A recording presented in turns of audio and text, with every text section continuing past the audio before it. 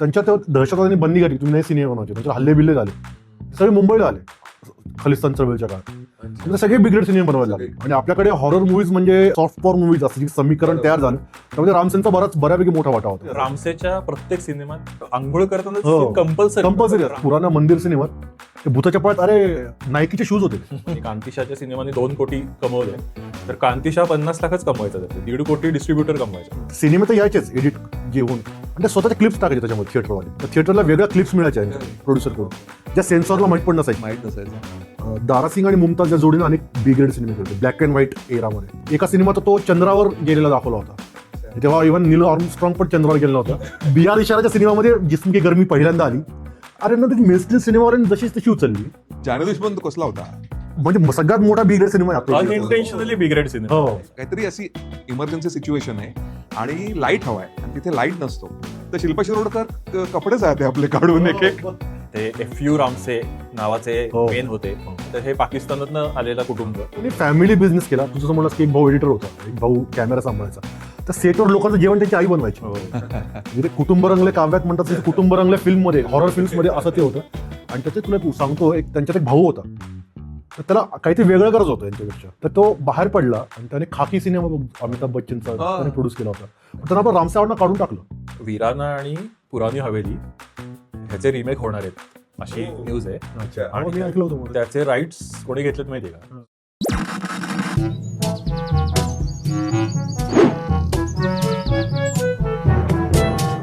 नमस्कार, काथ्याकूटमध्ये सगळ्यांचं पुन्हा एकदा स्वागत. बिग्रेड सिनेमा ज्याला म्हणतात ते मेनस्ट्रीम सिनेमाला समांतर असं एक जग होतं असं मी म्हणतोय, कारण आता ते जग जवळजवळ नाहीसंच झालेलं आहे. बिग्रेड सिनेमा हा विषय निघाला की सगळ्यांना हटकून आठवणारं एक नाव म्हणजे कांतीशहाचा गुंडा. हा सिनेमा बहुतेक सगळ्या लोकांनी बघितलेला असतो, त्याचा आस्वाद घेतलेला असतो, त्याच्याबद्दल बरेच लोक आपण बोलतही असतो. तर हे बिग्रेड सिनेमाचं जग काय आहे, हे एक दुसरं जग जे आहे सिनेमाचं, हे काय आहे, याच्याबद्दल आपण आज काथ्याकूट करणार आहोत. अमोलला माझा पहिलाच प्रश्न आहे, बिग्रेड सिनेमा कशाला म्हणतात, इथून आपण सुरुवात करू. आपल्याकडे ना बऱ्याच वेळेला बिग्रेड सिनेमा आणि ट्रॅशी सिनेमा याच्यात थोडं कन्फ्युजन होतं लोकांचं. तर बिग्रेड सिनेमाचं सगळ्यात महत्त्वाचं वैशिष्ट्य म्हणजे त्याच्या प्रोडक्शन व्हॅल्यूज खूप वाईट असतं. त्याच्या कॅमेरावर खूप शॉडी असतं, डायलॉग खूप क्रिंज असतात, ॲक्टिंग खूप ओव्हर द टॉप असते, त्याचं BGM जे असतं ते कुठून तरी स्टॉकमधून त्यांनी उचललेलं असतं. आणि सगळ्याच डिपार्टमेंटमध्ये खूपच सबपार असतात, म्हणजे ज्याला दुय्यम दर्जाचं म्हणतात तसं असतात. त्याला बिग्रेड सिनेमा असं नॉर्मली म्हणलं जातं. आपल्याकडं स्वातंत्र्य मिळाल्यानंतर लगेच दारासिंग आणि मुमताज या जोडीने अनेक बिग्रेड सिनेमे केले होते ब्लॅक अँड व्हाईट एरामध्ये. अच्छा. तर त्या सिनेमांचे विषय पण फार इंटरेस्टिंग होते. म्हणजे सॅमसन, हर्क्युलिस किंवा टार्झन, तिकडची जी मायथॉलॉजी आहे ती सगळी दारासिंगने इकडे गेली होती. एक राका नावाची फिल्म आहे त्याची. आणि एका सिनेमात तो चंद्रावर गेलेला दाखवला होता, तेव्हा इव्हन नील आर्मस्ट्रॉंग पण चंद्रावर गेला नव्हता, तेव्हा दारासिंग चंद्रावर गेला होता एका सिनेमात. नंतर ना 60-70च्या दशकात BR इशारा नावाचे एक डायरेक्टर होते आपल्याकडे. तर ते बिग्रेड सिनेमे करायचे, पण त्यांच्या बिग्रेड सिनेमाची खासियत म्हणजे त्यांच्या सिनेमात सामाजिक संदेश फार हटकून असायचा. त्यांचा एक चेतना नावाचा एक कल्ट स्टेटस मिळालेला एक सिनेमा आहे त्यांचा. त्यांनी शरीर विक्रय करणाऱ्या स्त्रियांचं आयुष्य त्यांनी त्या सिनेमात मांडलंय, ते इंडस्ट्री वगैरे कशी असते. त्यांचा एक जरूरत नावाचा एक सिनेमा आहे, त्यात त्यांनी कामाच्या ठिकाणी होणाऱ्या स्त्रियांच्या लैंगिक शोषणाचा इश्यू मांडलाय. सामाजिक संदेश असायचा, पण बोल्ड सीन्स असायचे, डायलॉग्स असायचे, सूचक डायलॉग असायचे. आणीबाणीचा काळ आला आणि रामसेच्या सिनेमांचा काळ सुरू झाला असं साधारणतः म्हणलं जातो. 77-78चा काळ. 80 मध्ये त्यांचं 70-80 मध्ये त्यांचं बरंच वर्चस्व होतं आणि ते सगळे हॉरर मूवीज होते. आणि आपल्याकडे हॉरर मूवीज म्हणजे सॉफ्ट पॉवर मूवीज असं जे समीकरण तयार झालं, त्यामध्ये रामसेनचा बऱ्यापैकी मोठा वाटा होता. बिग्रेड सिनेमांचा सगळ्यात आवडतं काय की ते फार वेळ घालवत नाहीत, म्हणजे सिनेमामध्ये मुद्द्यावर लगेच मुद्द्यावर देतात. त्याचं एक उदाहरण म्हणजे वीराना सिनेमामध्ये असं असतं की ती बदला घेत असते, असे जरा स्त्री लंपट पुरुषांचे वगैरे असे काय काय. तर ती अशी एक रॅन्डम एका पेट्रोल भरायला जाते, जे पेट्रोल पंप कम गॅरेज असतं, आणि तिथे एक तो पुरुष असतो ज्याचा नंतर खून होणार असतो. तर तो सकाळी 9-9:30 वाजता असे पाय टेबलवर ठेवून हा. कामसूत्राचं पुस्तक वाचत असतो. पुराणा मंदिर सिनेमात ते भूताच्या पायात नायकीचे शूज होते आणि ते मेकअप वगैरे का भयानक असायचं भूतांचा की म्हणजे एखादा सिरियसली न घेणं म्हणून हसेल तो भूताचा मेकअप बघून. आणि अगेन ते तिकडची मायथॉलॉजीकडे म्हणजे सामरी, व्हॅम्पायर्स, ड्रॅकुला हे सगळं त्यांनी इकडे आणलं. म्हणजे ढापाढापीच होती सगळी ती. मग नंतर 90च्या दशकात मिथूनच्या सिनेमांचं एक युग सुरू झालं. जो मिथून मुंबईतून शिफ्ट होऊन तो उटीमध्ये गेला आणि उटीमध्येच त्याचं एक मोठं हॉटेल होतं. तर ते सिनेमाची टीम यायची मुंबईवरून किंवा अजून कुठून 30-40 लोकांची टीम आणि महिनाभरात सगळं सिनेमाचं काम संपून वापस मुंबईला यायचे. ते अतिशय कमी बजेट असायचं सिनेमाचं आणि सगळ्यात झाडून ॲक्शन मूवीज होत्या त्या. जो एक श्रमिक वर्गाचा आवडता जॉनर आहे ॲक्शन मूवीज. म्हणजे राईट. काही सिनेमात धर्मेंद्र पण होता ॲक्च्युली, त्या जॅकी श्रॉफ पण होता काही सिनेमामध्ये. ओके. गुलशन ग्रोवर असायचा, मोहन जोशी असायचे त्याच्यामध्ये. अशी बरं त्याची ठरलेली स्टारकास्ट होती. आनंद मिलिंदचं म्युझिक असायचं बहुतेक सिनेमाला. TLV प्रसाद नावाचा एक डायरेक्टर होता. त्याने आणि मिथूनने किमान 60-70 सिनेमे एकत्र गेलेत आणि तुम्हाला वाटतं जागतिक रेकॉर्ड आहे की एका दिग्दर्शकाने आणि एका ॲक्टरनं इतके एकत्र सिनेमे केल्याचा. असं जगात अजून कुठं उदाहरण नाही. बी ग्रेड सिनेमाने दिलेली अजून एक फार मोठी देणगी काय माहिती का हिंदी सिनेमाला? जिस्म की गर्मी नावाचा तो एक प्रकार माहिती का तुम्हाला? हिरोईन आहे, पावसात भिजली आहे, तिला प्रचंड सर्दी झाली आहे आणि ती बेशुद्ध पडली आहे. मग आता तिला इलाज काय? तिला खरं तर डॉक्टरकडे न्यायला पाहिजे ना. तर हिरो आपले पण कपडे काढतो, तिचे पण कपडे काढतो, दोघं एकमेकांना मिठ्या मारून बसतात की जिस्मी गरमी ट्रान्सफर करण्यासाठी. तर हे सगळं BR इशाराच्या सिनेमामध्ये जिस्म की गरमी पहिल्यांदा आली. अरे नंतर ती मेनस्ट्रीम सिनेमावाल्यांनी जशीच तशी उचलली. अमिताभ बच्चनचा गंगा जमुना सरस्वती नावाचा सिनेमा आहे, त्यात पण सेम असा एक सीन आहे अमिताभ बच्चन आणि मीनाक्षी चौधरीचा की हिरोईन भिजली, आजारी पडली, बेशुद्ध पडली. तर हा हिरोईन तिला डॉक्टरकडे न्यायचा ना, तर पट्ट्या कपडे काढून तिला गरमी देतो. बरसात मध्ये पण सीन, बरसातमध्ये बॉबी बॉबी देओलचा, अक्षय कुमारचा एक सौगंध त्यात पण असा सीन आहे. हे असं काहीतरी त्यांचं लॉजिक इतकं जगावेगळं आहे त्यांचं. ते सगळं बिग्रेड सिनेमातून आलेले आहे अरे लॉजिक सगळे. अरे पण रामसेनची स्टोरी फार इंटरेस्टिंग आहे. ते FU रामसे नावाचे मेन होते. ते राम सिंघानी खरं त्यांचं नाव आहे. तर ते रामसे ते ब्रिटिश अपभ्रंश रामसे झाला. तर हे पाकिस्तानातनं आलेलं कुटुंब, त्यांचं स्वप्न होतं हे, ते वेगळंच बिझनेस करायचे, काहीतरी रेडिओचा का काहीतरी बिझनेस करायचे. त्यांना 7 मुलं होती. ही 7 हे आहेत, भाऊ आहेत रामसे. त्यांना काही करून ते इंडस्ट्रीत यायचं होतं. तर ते ह्या सगळ्यांना घेऊन काश्मीरला गेले एक दिवशी ट्रिप म्हणून, 1-1.5 महिना. आणि त्यांना एक पुस्तक होतं, एकच पुस्तक होतं त्यांच्याकडे सिनेमावरचं. त्याच्यातनं ते वाचायला लावलं सगळ्यांना आणि ते त्याच्यातनं शिकले. आणि त्यांनी प्रत्येकाचं डिस्ट्रीब्युशन केलं की तू डायरेक्शन कर, तू साऊंड हे कर, तू हे कर, ते असं त्यांची एक टीम तयार केली. आणि त्यांना सिनेमा करायचा होता. तर त्यांनी एक कुठला तरी सिनेमा केला प्रोड्यूस, तो फ्लॉप झाला, नॉर्मल सिनेमा. दुसरा केला, तो पण फ्लॉप झाला. तिसरा केला, त्यात पृथ्वीराज कपूर होते, अजून कोणीतरी होतं, तो पण फ्लॉप झाला. आणि मग त्यानंतर मीन वाईल हे झालं आणि त्यांचे सिनेमे तर फ्लॉप होत होते.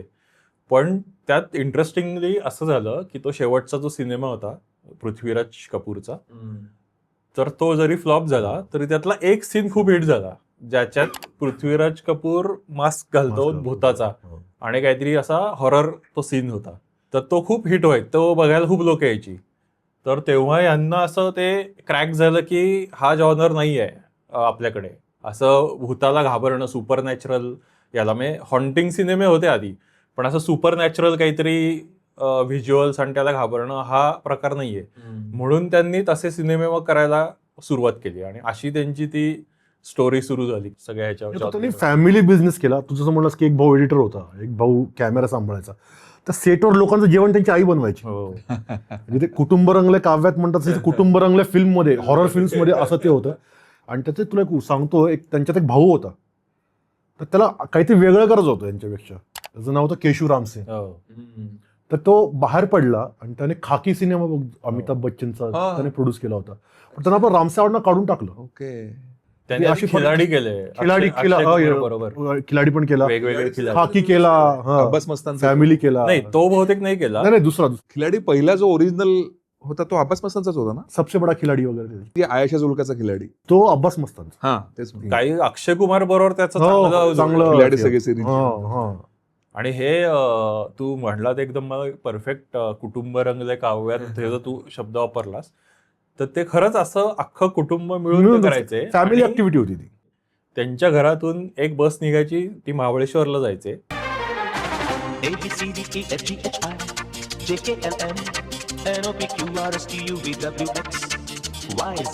महाबळेश्वरला एक हॉटेल असायचं त्यांचं ठरलेलं, जे बुक असायचं, आणि तिथे ते राहायचे. आणि हा म्हणला तसं ते डबे वगैरे काहीतरी घरनं आलेले असायचे.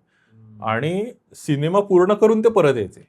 म्हणजे काही सिनेमातलं सगळं पूर्ण करून ते परत यायचं. डबिंग एक खिडकी योजना असते ना सरकारी ऑफिसमध्ये, म्हणजे ते एकाच ठिकाणी सगळं फिल्म कम्प्लीट करूनच घरी यायची. ते वन लाईन गोल होता की सिनेमा पूर्ण करायचा आणि यायचं परत, तोपर्यंत यायचंच नाही. त्यामुळे त्यांना असं झालं की त्यांना ऍक्टर घेता नाही आले कोणी, कारण असं कोण तारखा देणार की 30-40 दिवस डायरेक्ट शूटिंग करून यायचं. पण त्यांचे ठरलेले काही स्टार होते, त्यांची स्टार सिस्टम, त्यांची स्वतःची स्टार सिस्टम होती अशी. दिलीप ताहिल वगैरे होते, दिलीप ताहिल वगैरे, पुनीत इस्सार होता, अजून बरेच लोक होते. तर त्यात एक काय होतं की ते असं म्हणायचं की भारतामध्ये 2च गोष्टी भारतभर पसरलेल्या आहेत. ते म्हणजे एक तर भारतीय रेल्वे आणि दुसरे म्हणजे आमचे सिनेमे. कारण ते सिनेमे खेड्यापाड्यात आणि ग्रामीण निमशहरी भागात जास्त बघितले जायचे. त्याला चांगलं फॉलोइंग. इनफॅक्ट त्यांचं एका इंटरव्ह्यूत ते असं म्हणलेत का पुस्तकात ते म्हणलेत की जिथे ट्रेन थांबत नाही ते गाव म्हणजे आमचं ऑडियन्स. हो एक्झॅक्टली. आणि नंतर त्याचं अनालिसिस केलंय, कारण त्या गावामध्ये अंधश्रद्धांचं प्रमाण बऱ्यापैकी असतं. त्यामुळे यांचे ज्या स्टोरीज आहेत त्या तिथे ऍक्सेप्ट होतात. बी ग्रेड सिनेमांचं वैशिष्ट्य म्हणजे objectification of woman pro max लेवलचं आहे. म्हणजे कम्प्लीट ऑब्जेक्टिफिकेशन. आणि त्याचे सिनेमे आहेत त्यात म्हणजे असं नॉर्मल सीनच नसतो कुठला, की एखादी म्हणजे फ्रेम आहे ती एकतर ती हडळ असते किंवा कोणीतरी वॅम्पायर असते किंवा ती काहीतरी इंटिमेट सीन मध्ये इन्व्हॉल्ड असते वगैरे. असं म्हणजे दुसरे काही त्यांना संवाद किंवा असे काही स्टोरी पुढे नेण्याच्या दृष्टीने वगैरे काही नसतं. किंवा ओरडत असते, ते भूत दिसतं आणि किंचाळत असते. एका सिनेमात बघितलं होतं बहुतेक कुठला एक काहीतरी असा हेवी ड्युटी सीन होता इमोशनल वर का, आणि ती मध्येच म्हणतो मी नहाके आती आणि डायरेक्ट बाथरूम मध्ये घुसते, कॅमेरा तिच्या मागे. तर एक म्हणजे सिनेची काही संबंध नाही, कंटिन्युटीचे काही संबंध नाही. मग तिचं आंघोळ वगैरे सागर संगीत शूट झाल्यानंतर पुन्हा बाहेर येते, पुन्हा सीन सुरू. म्हणजे असं ते होतं फार. वीरांना बहुतेक वीरांमध्ये असली बहुतेक जास्मिन ते खूपच हे म्हणजे ऑब्जेक्शनेबल झालेलं असणार आहे. हे आंघोळ करताना कंपल्सरी रामसेच्या प्रत्येक सिनेमात कंपल्सरी बाथटब मध्ये आंघोळ करतानाचे खूप असे एलॅबोरेटेड सीन. तू सांबरी मगाशी म्हणलास, तो अनिरुद्ध अगरवाल, तो IIT रुरकीचा इंजिनियर होता, सिव्हिल इंजिनियर. तर त्याला तो काहीतरी आजार होता, त्याला चेहरा भयानक. इराणामध्येच ऍक्च्युली तो पहिल्यांदा इंट्रोड्यूस झाला. सांबरी नाव होतं त्याचं. नंतर त्याच्यावरती खूप सिनेमे आले आणि तो ड्रॅक्युला वगैरेची कामं त्यांनी नंतर केली. तर तो त्यांचा पेटंट एक तो होता, तो आणि तो आपला स्वदेश मधला चौकीदार की भूमिका करायचा, हवेली का चौकीदार वगैरे. ते त्याचे पेटंट त्यांचे असे असायचे. तर स्वतःची स्टार सिस्टम होती त्याची. तर तो एक त्याचा असा म्हणजे मी असं हे झालो की हा IITian आहे आणि त्याला त्याची कामं मिळेनात त्याच्या आजारामुळे, तर हा इकडे आला आणि इथे याचं करिअर झालं. म्हणजे काय हे असे जे काही जुळवून आणलेले सीन्स. आणि ह्याचं मला आता एकदम एक आठवलेलं उदाहरण म्हणजे वेगळा सिनेमा, तो रेग्युलर सिनेमा त्याला म्हणायला पाहिजे, बिग्रेड नव्हता.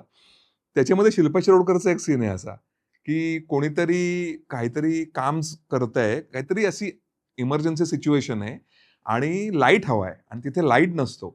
तर शिल्पा शिरोडकर कपडे जाते आपले काढून एक म्हणजे एक कपडा जाते, मग तू परत नाही, मग ते अजून कपडे काढते. मनोज कुमारचा सिनेमा होता रे तो. हो, मनीषा कोरेला पण होती त्याच्यामध्ये. तीच मला वाटतं हे करत असते. करेक्ट, मनीषा कोरेलाच आय थिंक ऑपरेशन काहीतरी. आणि हा असं म्हणजे डेंजर सीन होता. तर हे असे इन्फ्लुएन्सेस बहुतेक ते बिग्रेड मध्ये त्यांनी उचललेले असणार आहेत. जानी दुश्मन अनोखी प्रेम कहाणी. जानी दुश्मन कसला होता, त्याच्यामध्ये मोठी स्टारकास्ट होती. म्हणजे सगळ्यात मोठा बिग्रेड सिनेमा आहे, अनइंटेन्शनली बिग्रेड सिनेमा. तो खरं तर त्यातले स्पेशल इफेक्ट्स वगैरे इतके डेंजर होते त्याच्यामध्ये. आणि डायलॉग्स, हिरोईन म्हणते की भगवान के लिए मुझे छोड़ दो, तो म्हणते, अगर हम तुम्ही भगवान के लिए छोड़ देंगे तो हम क्या करेंगे. हो, असा डायलॉग असा dialogue होता त्याच्यामध्ये. अरे त्याच्यात हा होता ना, रजत बेदी होता त्याच्यामध्ये. अरे त्यात अक्षय कुमार होता, सनी देओल होता, सोनू निगम होता. सोनू निगम होता, मनीषा ट्रॅशियस हो. रोल होता तो. तो सिनेमा ह्याने केलाय नाही, कोणता? नाही, तो त्या तो वेगळा तो director वेगळा. कोण होता? डायरेक्टर वेगळा आहे त्याचा, कोहली, राजकुमार कोहली. अच्छा, हा, राजकुमार कोहली त्यांनी केलेत, कारण त्याच्या मुलाला पण त्यांनी लॉन्च तो अरे त्याला आधी खूप चांगले सिनेमे केले. त्याच्यासाठीच केला होता तो. त्याचा जुना जाने दुश्मन नावाचा सिनेमा होता अजून एक. हा हा हा ओके. ह्याचं मला एक कौतुक वाटतं की आत्ता तरी VFX वगैरे हे सगळे आहे, पण हे रामसेवाल्या लोकांनी प्रॅक्टिकल इफेक्ट्सनी खूप गोष्टी केल्या. म्हणजे ते तिथे म्हणजे तिथल्या तिथे काहीतरी कॅमेरा वर्क करून वगैरे ते असे सीन्स करायचे आणि तिथे काही VFX वगैरे नव्हतं. आणि एक खूप इंटरेस्टिंग गोष्ट त्या एका ह्याच्यात मी ऐकली, त्या रामसेवालीने सांगितलं की त्यांनी आधी मास्कचा वापर सुरू केला, पण त्यात प्रॉब्लेम असा यायला लागला की एक्सप्रेशन दिसायचे नाहीत. मग त्यांनी त्याच्यात असे इनोव्हेशन आणले की पॅच वर्क केलेलं मास्क, की ज्याच्यामध्ये ते हसताना कळेल, हे कळेल, असं त्याच्यात त्यांनी बरेच इनोव्हेशन त्या काळात केले. मग त्यांनी हॉलिवूडच्या कुठल्या तरी एका ह्याचं मेकअप आर्टिस्टचे हे घेतलं वगैरे, गायडन्स घेतला आणि असं काय काय. तर असे त्यांनी खूप खटपटी करून गोष्टी सिनेमात केल्या. धुका असतो कॉन्स्टंट. हो, ते धुक्याचं टेक्नॉलॉजी त्यांनी आणली भारतामध्ये बरं का, रामसेनी. ते सिनेमा कंटिन्यूस धुकं असतं, दिवस असो, रात्र असो, पावसाळा असो, उन्हाळा असो, धुकं कंपल्सरी असायचं. रामसेच्या सिनेमातले किंवा मिथुनच्या सिनेमातले विलन्स ना कोण असायचे, जमीनदार किंवा सावकार. त्यांची एक हवेली असायची, त्या हवेलीत काहीतरी फार मोठं कांड घडलेलं असायचं हो, आणि त्याचे परिणाम मग त्या कथनाकात पुढे पुढे दिसत राहतात. हो. तर त्या काइंड ऑफ त्या काळातल्या ना वर्गव्यवस्थेचं पण एक प्रतिबिंब आहे त्याच्यामध्ये. कारण सिनेमा असा व्हॅक्यूम थोडीच बनतो. त्यांना माहित होतं विलन कोण ठेवायचा सिनेमात आपल्याला. तर ते आपली वर्गव्यवस्था तत्कालीन जी होती त्या सिनेमात फार उत्तम दिसतो तुम्हाला. एक जमीनदार असतो, त्यातून कधी खून होतो कोणाचा तरी, ते भूत वापस येतं, त्याच्या मुलीला झपाटतं, किंवा त्याने कुठलं तरी कर्ज घेतलेल्या परिवाराचं त्याने शोषण केलं असतं, ते मरतात, मग ते भूतून वापस येतात. असं ते बरंच त्याला सोशल टेक्स्चर पण सिनेमाचं स्वतःचं. ते मला हास्यास्पद असेल पण ते आहेत असं त्याच्यामध्ये. तर त्यांचा स्वतःचा आपला एक ऑडियन्स होता की जो त्यात कसं होतं की ते सिनेमे फार शहरातल्या बदनाम भागात एका थिएटरमध्ये लागायचे सिंगल स्क्रीन. असं ते थिएटरची पण त्यांची वर्ण व्यवस्था होती बी ग्रेड सिनेमाच्या. तर आणि तो सिनेमा बघायला पुरुषच जायचे. ऑफकोर्स. म्हणजे नॉर्मली आपल्याकडे असं असं की पिक्चर कुठला बघणारे स्त्रिया ठरवतात नॉर्मली घरातल्या, यात तसं काही स्कोपच नव्हता. त्यामुळे प्रेक्षक वर्गात स्त्रिया मुळीच नसायच्या त्यांच्या. त्यात कांतीशहाच्या सिनेमात काय व्हायचं माहिती का, मी त्याच भागात वाढलेलो आहे. सिनेमे तर यायचेच एडिट जे होऊन, आणि ते स्वतःच्या क्लिप्स टाकायचे त्याच्यामध्ये थिएटरवाले. त्या थिएटरला वेगळ्या क्लिप्स मिळायच्या प्रोड्युसर कडून, ज्या सेन्सॉरला माहीत पण नसायच्या. माहित नसायचं. आणि त्या मध्येच कधी सुरू व्हायच्या माहिती का त्या. त्याला सिनेमाला कंटिन्युटी स्टोरीचं काहीच नव्हतं. म्हणजे एखादा सॅड सीन की लगेच पुढचा सीन एकदम बेड सीन असं ते. पण ते लोकांना त्याची देणीघेणी नसायचं. आणि तो सीन झाला की सगळे उठून जायचे, अरे पूर्ण सिनेमा बघायचे पण कष्ट कोणी यायचे नाहीत.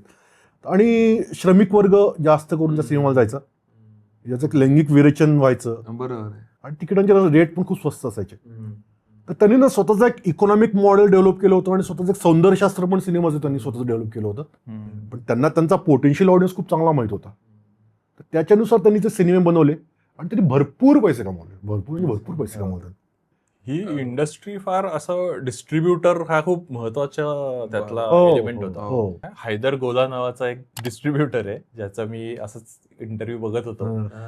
हे सगळ्यांनी हे सिनेमे डिस्ट्रीब्यूट केले. हे सगळे रामसे, कांतीशाह वगैरे सगळे बी ग्रेड मार्केट त्यांचं होतं. अच्छा. त्याचं इकॉनॉमी तू जे म्हणलास, असं व्हायचं की सपोज एखाद्या त्यांच्या सिनेमाने, कांतीशाहच्या सिनेमाने 2 कोटी कमवले, तर कांतीशाह 50 लाखच कमवायचा, त्यातले 1.5 कोटी डिस्ट्रीब्युटर कमवायचा. कारण ते रिस्क सगळे डिस्ट्रीब्युटर उचलायचे. डिस्ट्रीब्युटर सारे ते टेरिटरी वाईज पण गोष्टी ऍड करायचे. म्हणजे त्यांच्याकडे एवढा कंट्रोल होता ना, म्हणजे दे वर लाईक एडिटर्सच सिनेमाचे. कारण या टेरिटरीमध्ये मग ते काय जॉनी लिव्हरची कॉमेडी घाल, किंवा या टेरिटरीमध्ये एक आयटम नंबर घाल, ते वेगवेगळे असं ते काही करू शकत होते. त्यांच्या हातात काही होतं. तर ते खूप पॉवरफुल होते ते डिस्ट्रीब्युटर. हे ओव्हरऑल सगळं मार्केट. सिनेमाचं काय डेमोक्रेटिक मॉडेल म्हणावं काय, की सगळ्यांना अधिकार आहे आपापलं काहीतरी. मी मध्ये एक फार इंटरेस्टिंग कन्सेप्ट म्हणली होती की आपल्याकडे फिल्म फेस्टिवल होतात ना, तसं why not be grade film festival. म्हणजे फक्त इंटरनॅशनल दर्जाचे असे भारी सिनेमेच का, असा फिल्म फेस्टिवल का असू नये. बी ग्रेड म्हणजे त्यात गुंडा दाखवायचा, मग त्यावर सिरियस डिस्कशन त्याच्यावर, जसं आपण करतोय आता. म्हणजे मला विषय पण सुचला होता की मिथुनच्या सिनेमात ते त्याच्या बहिणीची इज्जत, अशा विषयावर गंभीर डिस्कशन करायचं लोकांनी बाबा. आणि त्या सिनेमातले नायक सगळे वर्किंग म्हणजे श्रमिक वर्गात असायचे, हमाल असायचा, रिक्षावाला असायचा. तर सिनेमातल्या लोकांचे प्रोफेशन्स काय असतात, असं काही सिरियस कंटेंट त्यातून निर्माण करावा बी ग्रेड फिल्म फेस्टिवलमधून. खूप लोकांनी ती उचलून पण धरली होती, पण ते दुर्दैवानं माझ्याकडूनच काही झालं नाही पुढे त्याचं काही. माझा एक मित्र मामी फिल्म फेस्टिवलला गेला होता आणि त्याच्या बाजूला कांतीशाह बसला होता. अच्छा. तर तो म्हणला आप यहाँ पे, तो म्हणलं देखना पडता इंटरेस्ट सिनेमा यार, आपली फिल्म में मुझे भी वो करना है, असं काहीतरी. काय नाही करायचं ते कळलं. काय करायचं ते कळलं पाहिजे. ते फार इंटरेस्टिंग जग आहे. म्हणजे ते प्राईमवरच्या सिनेमा मर्ते दंतक सिरीज मध्ये त्यांनी फार सुंदर कॅप्चर केलंय सगळं त्यांनी. ते त्या सिरीज मध्ये त्यांनी खूप, आणि त्यांनी ऍक्च्युअली हे लोकांचे खरे इंटरव्ह्यूज आहेत, इंटरव्ह्यूज केलेत. त्यात वासनबालाची ती सिरीज आहे ना. हा, वासनबाला. तर वासनबा त्यात कांतीशाह नाहीये, म्हणजे त्यात कांतीशाहचा एक थोडा cameo येऊन आहे जातो. फक्त. हा, थोडा येऊन जातो. तर त्या 4 फिल्म्स केल्या त्यांनी बेसिकली. तर वासनबालाला विचारलं की कांतीशाहची का नाहीये फिल्म, तर तो म्हणलं त्यांनी एवढे पैसे सांगितले की ते परवडलंच नाही. त्याला Nizam of B grade films म्हणायचे कांतीशाहला. मला म्हणजे असं वाटतं कांतीशहाचं मेन क्रेडिट जे दिलं जातं की का म्हणजे क्रांतिशहा सक्सेसफुल झाला खूप जास्त, तर तो अत्यंत प्रोफेशनल होता. त्यांनी पहिल्यांदा तो एकमेव असा प्रोड्युसर होता जो मनी अपफ्रंट मॉडेलवरती हे करायचा. म्हणजे तो पैशाची बॅग घेऊन फिरायचा, कॅश, आणि तो डायरेक्ट तो जो काय ॲक्टर असेल त्याला ती द्यायचा आणि म्हणायचं 1 दिवसाचं फक्त शूटिंग आहे आणि तू ये. तर असे त्यांनी हे सगळे लोक, मिथुन म्हण किंवा धर्मेंद्र किंवा गोविंदा, मनीषा कोइराला वगैरे, हे त्या लोहा सिनेमामध्ये आहेत. त्याचा गेस्ट अपीअरन्स आहे मला वाटतं. त्याचा ना तो पर डे पैसे द्यायचा. हो, त्यामुळे धर्मेंद्र मिथून का पर डे पैसे मिळायचे त्यांना. त्यावेळेस धर्मेंद्रचे ते बरसात वगैरे सिनेमे खूप दणकून फ्लॉप गेले होते त्या काळात. खेसारी काम होता त्याचा, त्यांना मिळेल ते रोल केले. लोहामध्ये तो होता त्याचा लोहा, कांतीशाचा लोहा, जो माझ्या मते बेटर दॅन गुंडा आहे माझं. नाही, आहेच तो गुंडापेक्षा बेटर. गुंडाचं काय नाव होत गेलं नंतर, लोहा इज बाप ऑफ गुंडा. पण हे जेव्हा डिजिटल आलं आलं. तेव्हा वगैरे त्यांना खूप फटका बसला डिजिटलच्या वेळी. आणि एक मुंबईमध्ये केस झाली त्यांच्यावरती, हो. तू जे मगाशी म्हणलं सेन्सॉरच्या स्वतःच्याच कॉपी दाखवायला लागले. तर हे डिस्ट्रीब्युटर काय करायचे, हे बरेचदा कांतीशाहच्या पण हातात नसेल किंवा ह्या डिरेक्टरच्या, ते ओरिजिनल कॉपीज दाखवायचे. ते सेन्सरने जे कट सुचवलेले असायचे ते न कट केलेली अनकट कॉपीज ते बिंदास दाखवायचे, पण ते दुर्लक्षित राहिली. ती काय कोणी काय बघायचं. खेड्यापाड्यात जाऊन कोण बघणार ना. पण एकदा कुठल्या तरी मुलींचा ग्रुप आला होता का, असं काहीतरी गेला होता आणि त्यांनी ते म्हणले हे काय, गुंडाच बघितला वाटतं त्यांना. आणि मग त्यांनी कोर्टात डायरेक्ट केस केली. तेव्हा मग हे सगळं चक्र फिरली आणि मग ते स्ट्रिक्ट झाल्या गोष्टी, आणि मग ते सेन्सरचं जास्त रोल वाढला वगैरे. तर त्यांनी ना, त्यांच्यावर हा नेहमी आरोप होतो ना की ते सॉफ्ट पॉर्न त्याच्यात दाखवलं जातं किंवा काय वगैरे असं. तर एक त्या रामसेनचा आत्ताची एक पुढची जी पिढी आहे, तो म्हणला की आम्हाला खरं तर फक्त हॉरर फिल्म करायच्या होत्या, पण हॉररला एनिवे ॲडल्ट सर्टिफिकेट मिळायचं. हो, हे सर्टिफिकेट मिळायचं. तर म्हणलं की एनिवे ॲडल्ट मिळतच आहे, तर मग हे पण टाकून देऊ असं. 2 वेगळी ॲडल्ट्स नाही मिळणार. आणि त्यात अजून काय आलं की खलिस्तान चळवळ पंजाबमध्ये जोरात चालू होती ना, तर तिथल्या अनेक जे डायरेक्टर्स फिल्म बनवणारे होते असे छोटे मोठे, त्यांच्या त्या दहशतवाद्यांनी बंदी घातली, तुम्ही नाही सिनेमा बनवायचे. त्यांच्यावर हल्ले बिल्ले झाले, सगळे मुंबईला आले खलिस्तान चळवळीच्या काळात. म्हणजे सगळे बिग्रेड सिनेमा बनवायला लागले. म्हणजे एखाद्या देशाच्या इतिहासातल्या एखाद्या घटनेमुळे कसं इंडस्ट्री बदलते. आता खलिस्तान मुवमेंट आणि काय संबंध आहे करते बिग्रेड फिल्मचा, पण खलिस्तान मुवमेंटमुळे हे सगळे मुंबईला आले, त्यांनी बिग्रेड फिल्म बनवायला सुरुवात केलं, जे पंजाबमध्ये करू शकत नव्हते. बिग्रेड सिनेमामध्ये सॉफ्ट पोर्नचा एलिमेंट इतका स्ट्रॉंग कसा झाला, तर ते उत्तर त्या सेन्सॉर सर्टिफिकेटच्या केशावरनं मला वाटतं मिळतं. निया धुपिया म्हणते ना की sex and Shahrukh always sells, पण ते त्यांनी त्याच्यामध्ये इन्कॉर्पोरेट करून घेतलं. एका ह्याच्यामध्ये दोन्ही हे करायचे असे. नाही, आणि तो व्हॅक्युम होताच ना, कारण तो ज्याला ए ग्रेड फिल्म्स आहेत त्याच्यामध्ये लोकांना ते काही बघायला मिळत नव्हतं. तेव्हा पुस्तकं ह्या त्यातल्या त्यात एक ऑप्शन होता लोकांकडे, पण व्हिज्युअली काहीच नव्हतं लोकांकडे. अश्मिता अहलुवालियाने जी फिल्म केली आहे मिस लवली, त्याच्यामध्ये त्यांनी ह्याच्यावरती खूप फोकस केलाय की डिस्ट्रीब्युटरच्या हातामध्ये ते कसं सगळं होतं, कारण त्यांनी ती संपूर्ण चेन जी दाखवली आहे ना त्या सिनेमाच्या प्रोडक्शन आणि डिस्ट्रीब्युशनची, त्याच्यामध्ये हे खरोखरच दिसतं की किती त्यांनी खूप चांगलं रिसर्च करून ती फिल्म, म्हणजे आपल्याकडे ती मला वाटतं एकमेव अशी फिल्म आहे की जी ह्या हे जग सिनेमाच्या जगाला दाखवते, आणि फार सुंदर फिल्म केली आहे ती. आणि त्या सिनेमाचे फायनान्स कुठून यायचा, तर खाजगी सावकार असायचे, बँकाकडून वगैरे कोणाला काही पैसे मिळत नव्हते तेव्हा, किंवा खाण मालक असायचे छोटे, छत्तीसगड वगैरे भागामधले छोटे मोठे खाण मालक वगैरे, ज्यांच्याकडे खूप काळा पैसा आहे, असे लोक याच्यात पैसे गुंतवायचे. त्यांना त्याचं आमिष हे असायचं की त्यांना हिरोईन सोबत मिरवायला मिळायचं पार्टीमध्ये, किंवा अजून पुढे जाऊन काहीतरी गोष्टी होऊ शकतात. तर पैसा सगळा तिथून यायचा, म्हणजे पैसाच अनधिकृत सोर्स मधून यायचा. त्यामुळे त्या सिनेमाच्या ओव्हरऑल एक सिक्रेसी होती सिनेमा होती सगळी, त्या पैसे कुठून येत आहेत, कुठे खर्च होत आहेत. कारण पैसे आल्यावर हे स्वतःचे पैसे काढून घ्यायचे मधल्यामध्ये, आणि ते फार थोडं बजेटवर मग ते सिनेमाच्या प्रोडक्शन व्हॅल्यूज मध्ये ते वाईट व्हायचं. कारण समजा प्रोड्युसरनं त्यांना 50 लाख दिलेत सिनेमा करा म्हणून, तर हे डायरेक्टर लेखक वगैरे अगोदर कट काढून घ्यायचे सगळे आपला, म्हणजे 50 लाखाचं बजेट 20 लाखावर, आणि ते 20 लाख अख्खी चक्की फिल्म बनवायची. तर ते असं ते दुष्टचक्र त्या सिनेमाच्या लागू सुरू झालं होतं, बी ग्रेड सिनेमा. पण ह्याच्यामध्ये मुळातच बजेट खूप कमी असल्यामुळे एकूण एक्सप्लोटेशन भरपूर आणि येते अजून मध्ये आपल्या बाकी सगळ्या फिल्म इंडस्ट्री जगातल्या आणि भारतातल्या पुरुष प्रधान आहेत बरं का. म्हणजे ती अशी एकमेव फिल्म इंडस्ट्री आहे ना जी स्त्री प्रधान इंडस्ट्री आहे. सिल्क असेल, रेश्मा असेल, शकीला असेल, हिरोईन कोण आहे बघून हेच ऑडियन्स. आणि या बी ग्रेड फिल्म्सच्या ना राज्यात वेगवेगळी व्हर्जन्स आहेत. म्हणजे मल्लू फिल्म इंडस्ट्री वेगळी होती, मल्याळम बी ग्रेड फिल्म इंडस्ट्री, तमिळ बी ग्रेड फिल्म इंडस्ट्री वेगळी होती, पंजाबी वेगळी होती, बंगालची वेगळी होती. त्यांची छोटे छोटे राज्यात पण त्यांचे व्हर्जन्स तयार होत गेले त्यांचे. महाराष्ट्रात तसं झालं नाही, ते का झालं नाही त्याचे मला वाटतं. सिल्क तमिळ याच्यातली होती हो. डर्टी पिक्चर मध्ये जे कॅरेक्टर विद्या बालननी प्ले केलंय त्या सगळ्यामध्ये तिचं जे चित्रण आहे ना, ती अशी एन्थुझियास्टिक दाखवली आहे. म्हणजे तिला ऍक्च्युली करायचं आहे सिनेमामध्ये काम, आणि तिला अशी कुठले इनिबिशन्स नाही आहेत. पण सिल्क खरी सिल्क अशी होती का, असा मला एक खरं प्रश्न. तो सिनेमा फार लुजली त्याच्या आयुष्यावर बेस्ड आहे, त्यांनी बऱ्याच क्रिएटिव्ह लिबर्टीज घेतल्यात. तो काही ऑथेंटिक बायोपिक नाहीये, त्यामुळे त्याला गृहीत धरणार असं नाही. सिल्क सारख्या अभिनेत्रीचं खरं यायला पाहिजे की आम्हाला बिग्रेड फिल्म मध्ये काम करायचं म्हणून कोणी येत नाही इंडस्ट्रीमध्ये ऍक्च्युली. ते काहीतरी सिरियस चांगलं काम करायला चाललेले असतात. बरोबर आहे. पण ते एकदा तुम्ही इतक्या पुढे जाता की मग तुम्हाला वापसीचे रस्ते नाही राहत, तुमच्या घरी वापस नाही जाऊ शकत तुम्ही. तुम्हाला मिळेल ते रोल, सर्व्हायव्हलचा प्रश्न होतो. मग ते करत राहतात ते. आपण एक महत्वाचं नाव घेतलं नाही, सपना सप्पू. मी तिचं विकिपीडिया फिल्मोग्राफी बघत होतो. तिने 2000 आणि 2001 या 2 वर्षामध्ये जवळजवळ 20 सिनेमे तिथे रिलीज झाले. कांतीशहा असेल सगळे. हो, मग कांतीशहाचे, आणि त्यातले खूपसे डाकूपट फार होते. ते हॉरर नव्हते, डाकूपट पण बरेच होते. हो, म्हणजे ते एका सिनेमाचं नाव तर होतं सपना पूजा की हो, ती डाकू राणी का असं तत्सम एक का काट के रख दूंगी. सिनेमाचं नाव पोस्टर आहे. अरे पोस्टर आहे.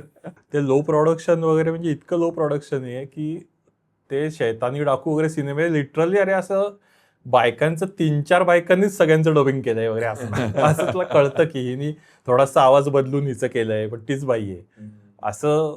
एवढ्या लेवलचं ते लो प्रोडक्शन आहे. हरमन सिंग नावाचा एक डिरेक्टर होता जो बी ग्रेड सिनेमे करायचा, असाच रामसे साईडचा. त्याचे सगळे ड्रॅक्युलावरती असायचे, ते त्याचं निश होतं.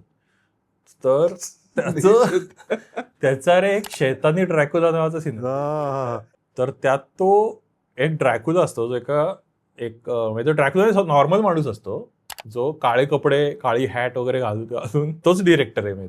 आणि तो जंगलात असतो एका, आणि तो ड्रॅक्युला असतो, आणि त्याला सगळं जग ड्रॅक्युला करायचं असतं. आणि तो तिथे मग अशी एक कॉलेजची ट्रिप येते, मग तिथले काही आणि म्हणजे अरे काय अर्थच नाही त्याला. डिरेक्टर असं तो एक मागचा माणूस असा डिरेक्टरकडे बघतोय, हा असं काय वगैरे हे करतोय. मग सगळे लोक एका वेळी ओव्हरलॅप एकच डायलॉग बोलतायत, म्हणजे असं एक असे सीन आहेत तिथे की त्याचे खूप लोक एका लाईनीत उभे आहेत आणि ते प्रत्येक माणूस ठरवून दिलेला एक डायलॉग बोलतोय. मग असं ते असं म्हणतात की चला इथनं जाऊयात आपण, की सगळे एका वेळी चलो चलो चलो चलो करतायत वगैरे, आणि असं तो शेवटचा माणूस निघेपर्यंत ती फ्रेम दाखवली. असं काहीच त्यांनी कट केलेलं नाहीये. प्रोडक्शन व्हॅल्यूज फार वाईट फार वाईट. पण मग हे सगळं मला वाटतं आता ते जग आता तो काळ सगळा आहे सगळं गेलं, कारण सिंगल स्क्रीन थिएटर्स गेले, त्याच्यामुळे हे सगळं संपलं. ही मजा पण त्यातली गेली असं म्हणायला लागेल. मजा गेली. हो, कारण आता जे OTT वरती सगळं दिसतं त्याच्यामध्ये प्रायमरीली सगळं सॉफ्टपोर्नच्या दिशेने जाणारं असतं. म्हणजे सॉफ्टपोर्न हा उल्लू सारखं प्लॅटफॉर्म होता किंवा इतर पण असे बरेच येतात जातात, पण त्याचा सगळ्याचा फोकस हा पोर्नोग्राफीकडे जास्त असतो. म्हणजे तो सनी लिओन एक क्रांती ज्याला म्हणतात ना, ती क्रांतीनंतर सगळं हे पण संपलेच. म्हणजे संपलंच ते. 2010-2012 पर्यंत त्यांची बरीच चलती होती सगळ्यांची. पण जसं भारतात इंटरनेट आलं, डेटा स्वस्त झाला आणि सिंगल स्क्रीन थिएटर बंद पडले एका साईडला, असं ते बऱ्याच पातळीला ते सगळं. आणि काय अख्खीच्या अख्खी इकोसिस्टम घरी बसली त्याच्यामुळे. असा एक फार मोठा तोटा त्यातून झाला. कारण शेवटी कुठली इंडस्ट्री आपली इकॉनॉमी तयार करत असते, त्यात काम त्याच्यावर अवलंबून असणारा मोठा वर्ग असतो. पण दुर्दैवानं ना यांची दखलच कोणी घेत नाही, कारण ते इतके दुर्लक्षित क्षेत्रातले लोक होते आणि त्यांच्याकडे तुच्छतर बघण्याचा पॉईंट ऑफ व्ह्यू पण होताच. म्हणजे फालतू लोक ते, चांगले लोक नाहीत बाबा, चांगले लोक. मोठी इकोसिस्टम घरी बसली. जे लेथ जोशी म्हणजे दाखवलंय सगळे लेथ जोशीच होते की लेथ जोशी तंत्रज्ञान बदलत्या तंत्रज्ञानाशी अपडेट नाही करून घेऊ शकले स्वतःला, म्हणून ते घरी बसतात. हे इंडस्ट्री बदलली म्हणून घरी बसले, असा तो आहे. बाय द वे, वीराना आणि पुरानी हवेली ह्याचे रिमेक होणार आहेत अशी न्यूज आहे. हो, मी ऐकलं होतं मध्ये. त्याचे राईट्स कोणी घेतलेत माहितीये का? सोहम शहानी घेतले. सोहम शहानी. बरं. तर ते म्हणजे आता त्याचा as a A grade cinema म्हणून त्याचे रिमेक. आता त्या रामसेच्या कुठल्या तरी श्याम रामसेच्या मुलीनं रिवाइव्ह करायचा प्रयत्न केला, पण ते काही व्यवस्थित नाही आलं ते त्यांचं प्रोडक्शन हाऊस. आणि रामसे वरती पण बायोपिक येणार आहे. बरं. तर तो अजय देवगण करतोय म्हणे, असं एक आहे.